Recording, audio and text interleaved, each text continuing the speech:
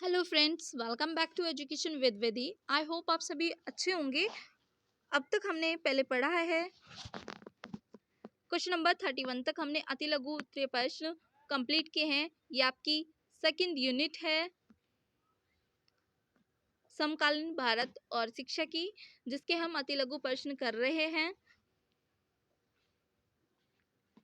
चलिए आज हम कुछ और इम्पोर्टेंट क्वेश्चंस पर डिस्कशन करते हैं और यहाँ से करीब आपके 2 से 3 प्रश्न एग्जाम में अवश्य ही आते हैं। क्वेश्चन नंबर 32, सैडलर आयोग का मुख्य उद्देश्य क्या था?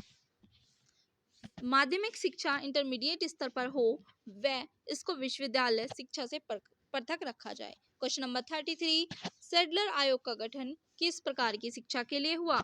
तो आंसर होगा आपका सैडलर आयोग का गठन माध्यमिक व उच्च शिक्षा विश्वविद्यालय शिक्षा के लिए हुआ। क्वेश्चन नंबर 34, सैडलर आयोग ने इंटरमीडिएट कॉलेजों की शिक्षा के माध्यम से क्या सिफारिश की? सैडलर आयोग ने इंटरमीडिएट कॉलेजों में शिक्षा के माध्यम के लिए भारतीय भाषाओं की सिफारिश की। क्वेश्चन नंबर 35, सैडलर आयोग 1917 की प्रमुख सिफारिशें लिखिए। सैडलर आयोग की प्रमुख सिफारिशें निम्नलिखित थी। फर्स्ट आपका प्रत्येक प्रांत में माध्यमिक और इंटरमीडिएट शिक्षा बोर्ड का निर्माण। क्वेश्चन नंबर 2, इंटरमीडिएट कक्षाओं को विश्वविद्यालय से पृथक करना। क्वेश्चन नंबर थर्ड याद आ रहा है मेरे को। आपका थर्ड पॉइंट है ढाका में सावास और शिक्षण विश्वविद्यालय की स्थापना। 4 पॉइंट आपका स्त्रियों के लिए पर्दा स्कूलों की स्थापना की जाए। पॉइंट 5 होगा आपका स्नातक पाठ्यक्रम को 3 वर्ष का किया जाए। क्वेश्चन नंबर 36, हर्टांग समिति की नियुक्ति किसकी अध्यक्षता में हुई? हर्टांग समिति की नियुक्ति सर फिलिप हर्टांग की अध्यक्षता में हुई। क्वेश्चन नंबर 37, वृद्ध योजना के प्रवर्तक थे। वृद्ध योजना के प्रवर्तक महात्मा गांधी थे। क्वेश्चन नंबर 38, वृद्ध योजना कब प्रस्तुत की गई? वृद्धा योजना 22 अक्टूबर 1937 को प्रस्तुत की गई। वेरी वेरी इंपॉर्टेंट क्वेश्चन है, मार्क कर लीजिए इसको।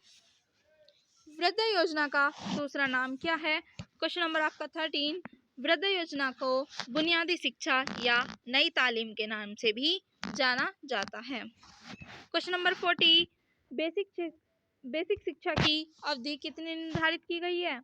बेसिक शिक्षा की अवधि 7 वर्ष निर्धारित की गई है। क्वेश्चन नंबर 41, बेसिक शिक्षा में कौन सी शिक्षा पर बल दिया गया है?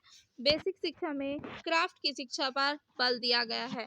क्वेश्चन नंबर 42, बेसिक शिक्षा में शिक्षा का माध्यम किस भाषा को माना है? बेसिक शिक्षा में शिक्षा का माध्यम मातृभाषा को माना है। क्वेश्चन नंबर 43, नियत छनन सिद्धांत का विचार किसने दिया था? हम इसे कई बार, ये आपका पिछली वाली क्लास आपने नहीं देखी है तो जाकर देख लीजिए, उसमें एक घुमा फिरा के बार बार रिपीट हुआ है। ये आपका लॉर्ड मैकाले ने किया है। क्वेश्चन नंबर 44, मैकाले ने भारतीय साहित्य के संबंध में क्या कहा था? मैकाले ने भारतीय साहित्य के संबंध में कहा था, एक अच्छे यूरोपीय पुस्तकालय की अलमारी भारत और अरब के संपूर्ण साहित्य के बराबर होगी। क्वेश्चन नंबर 45, लॉर्ड मैकाले ने गवर्नर जनरल की काउंसिल में किस रूप में काम किया? आंसर होगा आपका लॉर्ड मैकाले ने गवर्नर जनरल की काउंसिल में कानूनी सदस्य के रूप में काम किया। क्वेश्चन नंबर 46, मैकाले ने अपना विवरण पत्र कब प्रस्तुत किया? मैकाले ने 7 फरवरी 1835 को तत्कालीन शिक्षा संबंधी समस्याओं की छानबीन कर अपना ऐतिहासिक विवरण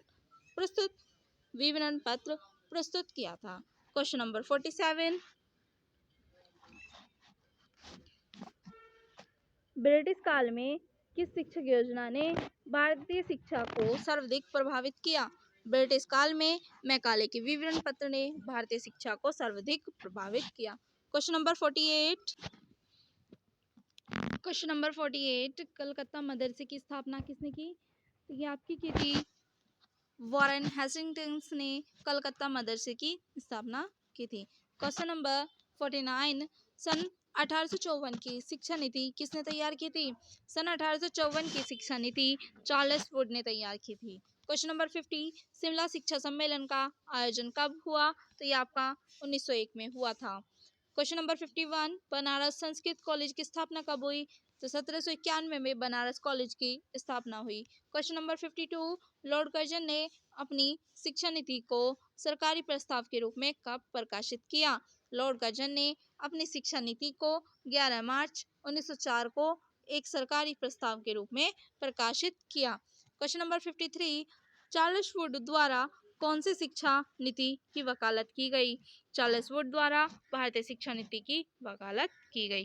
क्वेश्चन नंबर 54, राष्ट्रीय आंदोलन के जनक कौन थे? राष्ट्रीय आंदोलन के जनक महर्षि दयानंद थे। क्वेश्चन नंबर 55, गोखले ने प्राथमिक शिक्षा संबंधी विधेयक को केंद्रीय धारा सभा में कब प्रस्तुत किया? गोखले ने, आंसर होगा आपका, गोखले ने प्राथमिक शिक्षा संबंधी विधेयक को 16 मार्च 1911 को केंद्रीय धारा सभा में प्रस्तुत किया था।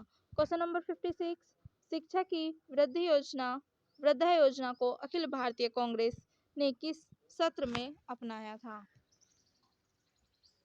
ये अपनाया था आपका हरिपुरा कांग्रेस अधिवेशन 1938 में। क्वेश्चन नंबर 57, स्वतंत्रता से पूर्व भारत में प्राथमिक शिक्षा की जिम्मेदारियां स्थानीय निकायों को दिए जाने का सुझाव किसने दिया था? भारतीय शिक्षा आयोग, हंटर कमीशन, 1882 ने। क्वेश्चन नंबर 58, स्वतंत्रता से पूर्व भारत में केंद्रीय शिक्षा विभाग की स्थापना किसने की थी? लॉर्ड मैकाले ने। ये यूनिट आपकी यहीं ख़त्म होती है। और अगर आपको अच्छे से लर्न करना है क्वेश्चंस को, तो देखिए बार बार आप इसको रिवाइज कीजिए, क्लास को दोबारा देखिए। Thank you so much. मिलते हैं नेक्स्ट क्लास में शाम 6 बजे।